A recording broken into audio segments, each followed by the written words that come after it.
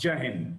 आपका स्वागत है हमारे इस सेगमेंट में, जहां की हम अंडमान निकोबार के अब मिलिट्री एंगल से हटकर वहां की आर्थिक स्थिति, वहां के पर्यावरण पे असर और वहां के सोशियोलॉजिकल इम्पैक्ट्स क्या होने वाले हैं इस डेवलपमेंट या इसके यूटिलाइजेशन से, इस पे हम फिर से चर्चा जारी रखेंगे।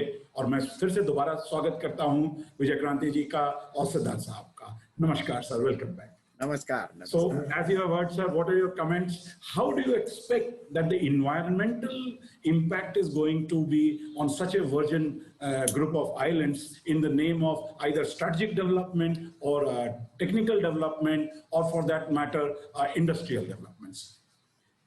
I would say that there is no doubt that every activity which is not natural, which we do as human beings on the earth, it has its impact on the environment. And once we are going to go ahead with our plans in Andaman Nicobar, those activities, whether it is development of naval bases, whether it is development of air bases, or the housing for defense services for normal citizens, or we are thinking of developing Andaman Nicobar as a shipping hub. Yet another aspect which I'm sure we are going to discuss is that the world has suddenly discovered that Hong Kong, which used to be the hub, a business hub of the world, just because China has run over Hong Kong in a very brash manner. They have sent their army, they have changed their constitution, they have occupied it, in spite of all opposition from local people. So suddenly, all business houses from the world in Hong Kong, they have started discovering that Hong Kong is no more a home to live with their business. So they are started flying like rats. They are jumping out of the ship.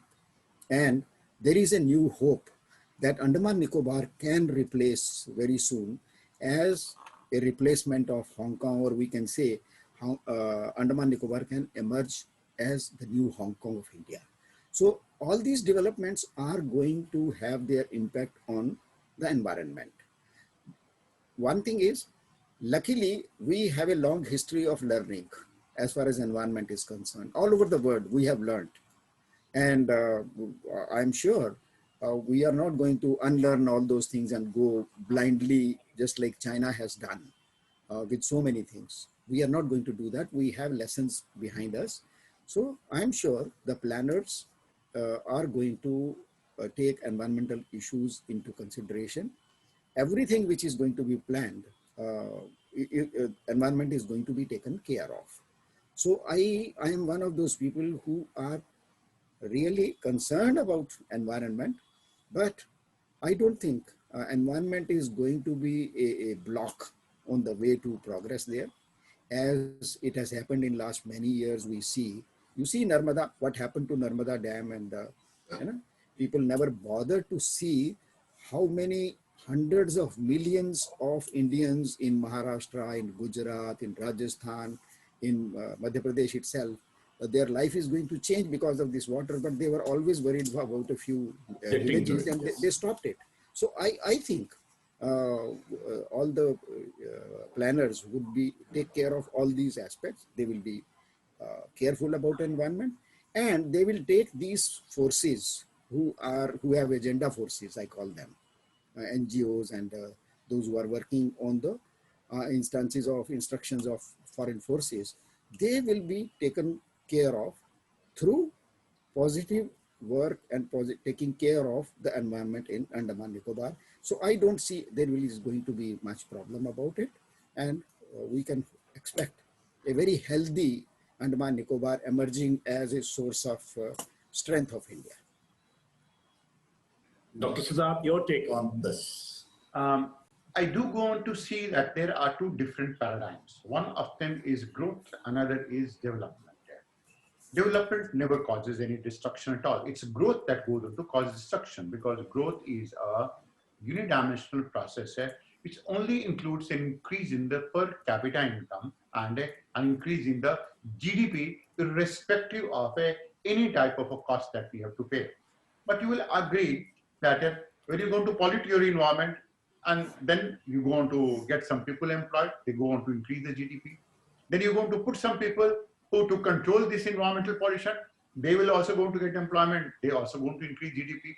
Then you're going to destroy something, the people who got engaged in destruction, they also going to increase GDP. Then you control it, they will also going to increase GDP. So this game of GDP is going to be something that is very, very ugly. You make people sick, and then the way that you want to make people sick, yeah, that is going to be increasing GDP. Then you have doctors, they will going to increase GDP. Then you have the management of hospitals, they will also going to increase GDP, right? So GDP and growth is a very, very erroneous concept and which has been a Western narrative. Andaman is fortunately in a position which can go on to see and demarcate this development between growth and development. Now, development is a multi-dimensional process which not only includes growth, all the elements of growth are included in it, but at the same time it talks about people, it talks about enlargement of the choice of the people. You will go on to be mindful of the fact that being in an urban mess or like Hong Kong, you may be having enough amount of money, but you don't have a choice when it comes to spending some of your time in peace. Maybe in Delhi, maybe in Mumbai as well. It's the same thing. So enlargement of the choice of the people and enlargement of the choice of the tribals in this region as well, because they are the original inhabitants of this place. And it will be grossly unethical if we go on to do it certain things at their cost, all in all. But Andaman Nicobar Islands are in such a position where we can actually go on to present and showcase this concept of what growth and what development is. Because you can go on to pick up some islands which are not exactly inhabited by the Jarawas, Sentinelese, and the Onges, and then you can go on to pick it up for the purpose of growth.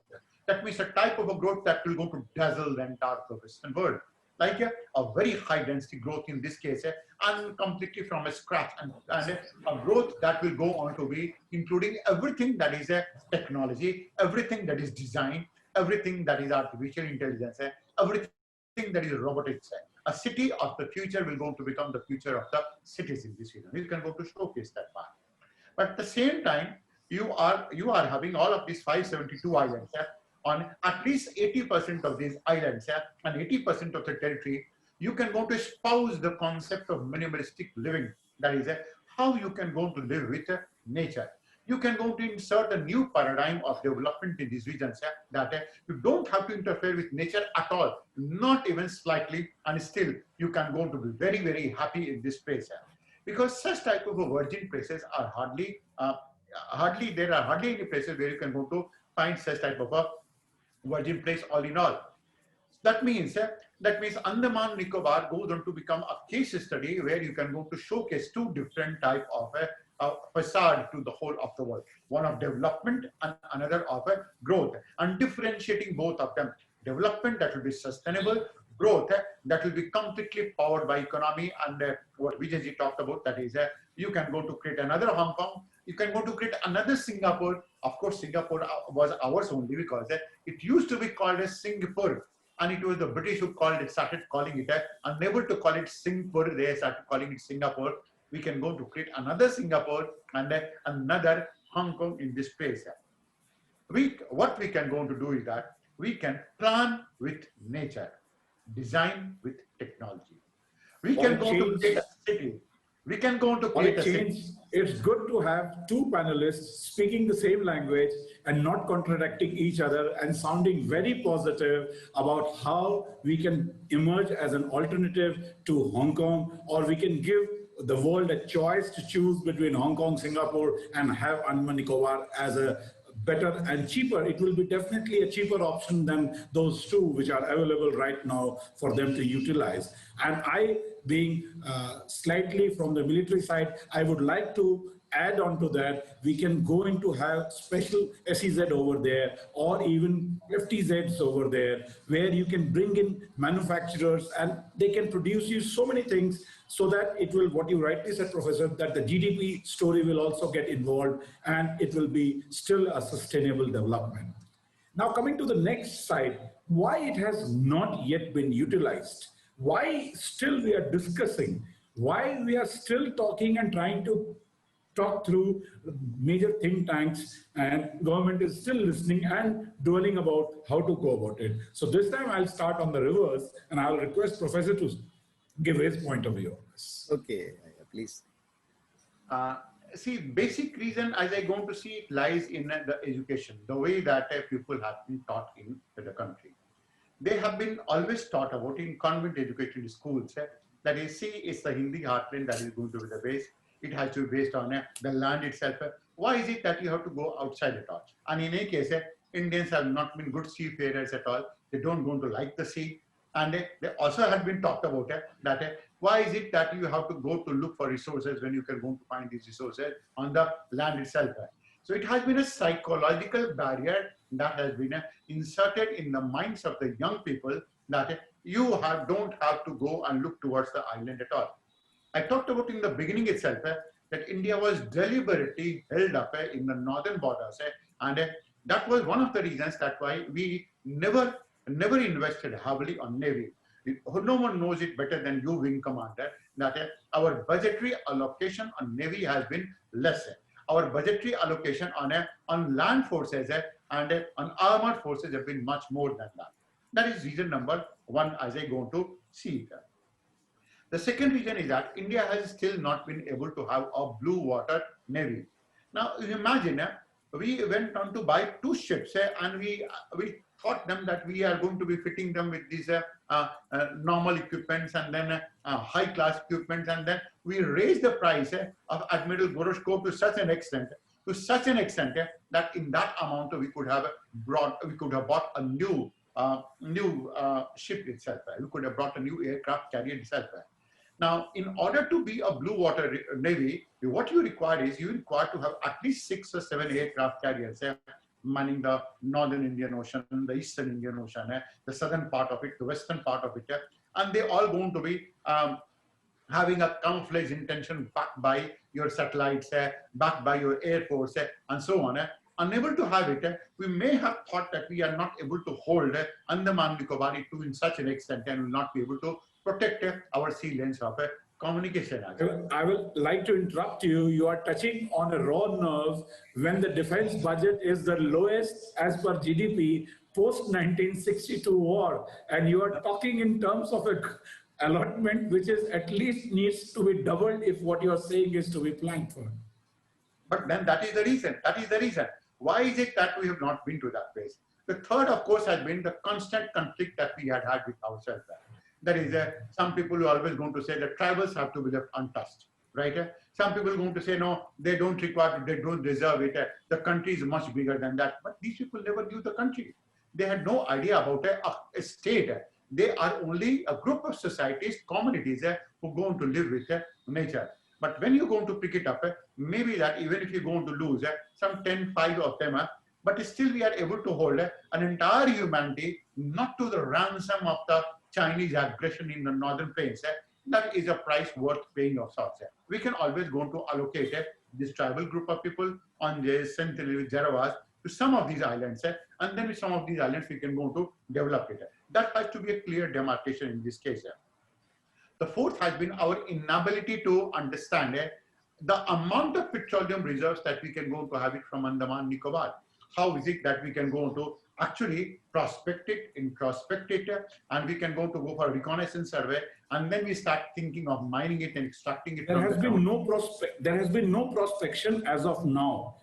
I'd like to correct you. I also, being a geologist, the prospective drilling and all by other oil companies has remained into Bay of Bengal by the Reliance Group and all. But Andaman Nicobar has not yet been prospected also. So I'm not sure whether we'll have oil also while there or not. So at this point, I disagree with you, Mr. Siddharth. I'm talking only from a geological angle, that is the conditions that it goes on to present. It has certain conditions of oil being present in that region because the sea was going to be having a lot of foraminifera and globigerina over this region, which must have sunk and led to formation of it. So this is very common. That is why it is not we can go for a prospecting and survey of it, and then we can start developing over it. This is a very, very common because we have an extension of EEZ over it, and these islands going to be having their own continental shelf associated with it, which is going to be having some type of a prospect there.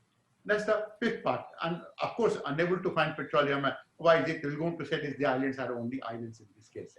And of course, the last part is we have not been exactly a power in the Indian Ocean region. If there has been any power in Indian Ocean region, we left it to United States in Diego Garcia, or we left it to China. We were only relegated in the second position to supporting the sea lines of a communication that was emanating from Gulf of Aden to Malacca Strait, or from Hormuz Strait to Malacca Strait. We were doing escort duties rather than dominating the area. We were escorting the people. I agree. Yes, I agree. So I would like to bring in now Mr. Kranti with his point of view on why it has been delayed and why we have not been able to fully utilize it. I would like to go to the root cause of this paralysis of decision making.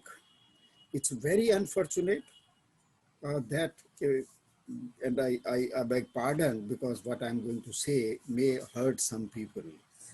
You know, there is a very serious qualitative loss of manpower at the level of policy making and execution in India, which has led to such a horrible situation that when China attacked Galwan, or I would say rather just before that, 5 years earlier, this nation was sleeping. We did not have, except Nathula in Sikkim, along 4,000 kilometer borders, we did not have even one of our army posts on the border, the last post, connected with the roads, because our policy makers, political leaders, those people who are responsible among the administration to take decisions, their common attitude was, oh, let us not make road, let us not connect our army post in the border with roads. If we do it, the Chinese army will walk into India. It's on record, sir, in Parliament. It's on record. You're not saying anything out of anywhere. It is on It's record. on record. The defense minister has said this in Parliament. In 1992, it's not out of place, I'm telling you, I was with India Today magazine. Yes. When China and India agreed to restart after 30 years of lull, to open the first border trade in Lipu Lake, which we are hearing at Nepal Tri-Junction. Tibet, Nepal, India Tri-Junction. Yes, yes. And at that time, my newspaper asked me to go and report it. And I was told that I should think again because I will have to walk one full day on foot to reach the border. So I agreed. And after Dharchula, when I arrived there, from Thanidar ahead, I had to walk 8 days on foot to reach our border post. And on the way, I saw Indian Army soldiers with their mules walking like me.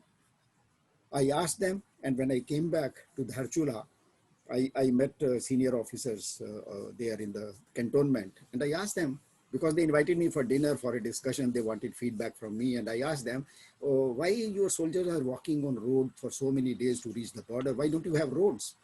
And they told me that our policymakers, they have decided we will not have roads because if we make roads, China will walk inside. And on the other side, China, all along 4,000 kilometer border with India, with Nepal, with Bhutan, up to Myanmar, there is a road connecting every single last military post. So there was a policy paralysis, and it has happened because there is a qualitative loss in political leadership. It's very unfortunate. Today in the parliament, less than 10% members of parliament are experts on some subject. Rest are the brothers or daughters or sons or grandsons of some great people who used to be great at one stage. But they are simply there because they belong to this caste or this religion or that religion, which will make equations for political people to keep power and loot the nation. So this is one paralysis which India is facing. You cannot expect such leaders to take a decision, wise decisions, or they can imagine the future needs of the country. They cannot. If you see the letter written by Sardar Patel when China was trying to invade Tibet, to occupy Tibet, before that, he wrote a letter to Pandit Nehru that this is going to be dangerous. Please take some steps to stop China. It's a matter different. Nehruji had his own reason to ignore it. He didn't even issue a receipt of that letter to him. If you read that letter today, you will be surprised. 70 years after that, everything is happening according to what fears he had expressed in his letter.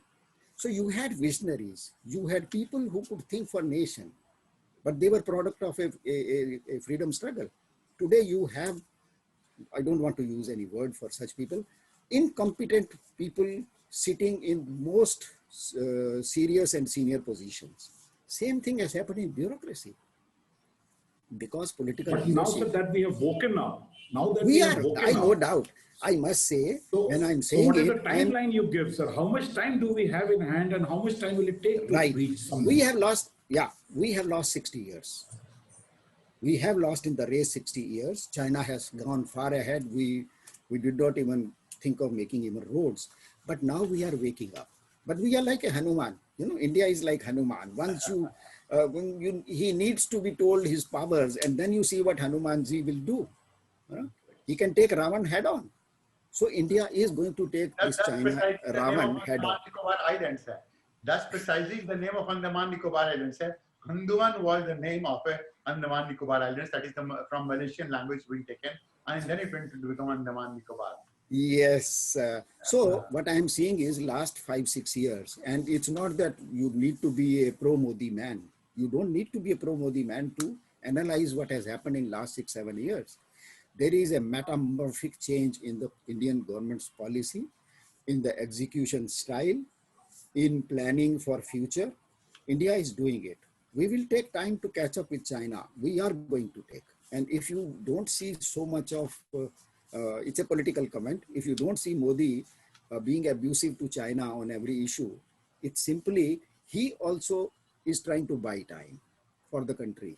He doesn't want to start a war with China tomorrow, which will take us back many, many years. So he's also— It is not advisable. It is not advisable also right now. So exactly. Also. So now coming exactly, taking this point to Andaman Nicobar, in 1999 or 97, when Britain was handing over Hong Kong to China, at that time, they could visualize what China is going to do with Hong Kong, because they had given them 50 years, China had given 50 years promise. And you see, they have done it many, many decades before that. They have occupied and destroyed every system.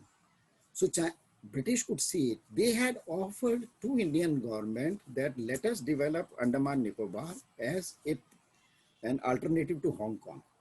At that time, our policymakers, our bureaucrats, they went into their own studies and they came, well, it's useless, let us not do it. And they lost that opportunity. In Sri Lanka, Sri Lankan government offered to India that please develop Hambantota as a naval base, as a port. And our government, they gave it to some babus to go and survey, and they came back. It is not economically profitable for India, let us leave it. And China, they offered us Trincomalee also, sir. I was aware when I was in service. So you can imagine what I'm saying. Yeah, you are right, sir. You know it better than me. I am pointing out to the policy paralysis, the imagination paralysis, the vision paralysis in our bureaucracy, in our leadership. It's a very sad statement, but I stand by it. We have seen it, we are suffering from it. So today you see, for India, the greatest now fear is Hambantota. If you want to move your naval forces, if there is any trouble on the eastern side, if you want to move from western coast to the eastern coast, Hambantota is there, you can't move. They will create a hell of a problem for you. So I am only saying that Andaman Nicobar has suffered because of this paralysis. And luckily, we are in a new India. We have a new leadership. We have a new vision. The same bureaucracy, because now the political leadership is dominating, is the deciding power. Earlier, it was Babus who will decide, and the ministers will say, yes, yes, sir, okay, sir. Let us not go to Hambantota. Let us not Just to develop sort of Andaman Nicobar. highlight your point, I like to bring in one fact on record that the environmental clearance for erecting telephone signals and making smaller runways on gun position in the northern portion of the islands was delayed by the Environment Ministry, and we never got it. But with the change in government, now the whole thing is being done in 6 months or 1 year. We have got all the clearances. So it's definitely Yes, a sir. new mindset now. And latest example is the optical fiber. You know, Yes. we could see that Mr. Modi, he himself took initiative. On 30th December 2018, he inaugurated it. And then he was monitoring day by day progress. And within 20 months, we have laid 2,312 kilometers of optical fiber on the bed of the sea. On the bed of sea, Yes. you know, there are valleys, there are mountains, they are so difficult, and then you need security systems so that the enemy cannot destroy it. And our people could do it in 20 months. Why? Because there is a decision maker sitting on the top. It is not the Babus who are ruling the country, it is the leadership who have a vision. So this is, I think, Mr. Modi has restarted that system that where the visionary leadership is going to take over the reins of this country and not Babus. So I see Andaman Nicobar suffered because of it. And now that things are changing, now India is facing a lot of heat from China, and the world is waking up, and what is also goading India to go ahead. And so we are in the right environment. The decision-making environment is very suitable for India. We have visionaries inside. We have friends who are goading us from outside to take steps and encouraging us and helping us. So I can see that things will be different. And we have think tanks like you all also encouraging and influencing the government of India. That's what matters, sir. That's what matters. Unfortunately, the Indian diaspora lacks think tank in Delhi, except for name a few. We don't have major think tanks who can influence government decisions, whereas it's the other side in all developed countries. It's the think tanks who decide what government will do, what they will build, how they should go about it. It's the Babu's job is to just provide for funds and budgeting. That's it. But here it's the other way around. Yes, I agree with you. I agree. So we are seeing And that from my side, I am now closed from my side for this discussion. Any more if you want to ask on the military side, I am open to both of you, sir. I'm game for any questions from your side. No, we would like to know a few aspects. You know, there are worries in the minds of people that Andaman Nicobar is very far from the mainland, and our naval bases, the tri-services bases, they should not become a sitting duck for China. You know, there are people who are afraid because it's very far. If it is in Chennai, we know we can keep a watch. So how India, especially the defense system, is ensuring that development of Andaman Nicobar as our tri-services base is successful and effective, and it becomes an asset for India. You know, we would like to, Sir, with the change in theater concept, I just want to add one more point to it. That is that when we go on to be making it as the only tri-services command chief, center, Andaman Nicobar, in what way the problems that we had from the Nicobar Islands, with taking a sortie towards the Malacca Strait, and why exactly that we have gone on to choose Campbell Bay for that region? What are the advantages of Campbell Bay in this region? Right, that's one question number one, add to it. And of course, it goes on to be add to the third of it. That is, how is it not that we can go on to find some of these islands with craters and go on to develop a stealth capability of having our equipments, having our squadrons also in that place? Yes. Okay. So I'll not be very specific about the geostrategic or the military importance of Campbell Island, because I don't want to divulge that on the network. Rest all I'll answer. I'll give you a hint also about that. The stealth word you have yourself used. So Campbell Island is actually what stealth is all about. It provides and the depth it provides. I'll not go any further beyond that. Number one. Number two, sir, like you said, Karnik will never be a sitting duck. With a changed theater concept in the military of India, we are going to have one of the theater command headquarters now situated there. And moreover, the theaters will now be networked. So even if your operational area is about 1,000 kilometers deep into sea, you are under monitoring or under watch or supervision by satellite or through optical fiber cable network or through HF networks. And moreover, the government of India is allocating assets to that island, which were earlier unheard of. Earlier, it was a helicopter base. Earlier, it was a transport base. It had no infantry over there, major. It had no tanks over there. It had no artillery over there. But with the theater headquarters coming to that place, very soon you will have all the war fighting component available on the island itself or distributed in the nearby sea area. So the reaction time will be there, and there is absolutely, it should be no fear that if we move in assets and if we want to activate those islands, we will become a sitting duck. It is not. Rather, it has been delayed. Air Force has already moved in its fighter squadrons over there. And as Dr. Siddharth said, BrahMos and all will be now having an extended range if they are fired from island rather than being fired from our mainland. So it's an asset to us. Moreover, the island provides such berthing capabilities to huge aircraft carriers, which our mainland bases don't have the depth. They don't have the depth to allow those kind of vessels to enter here.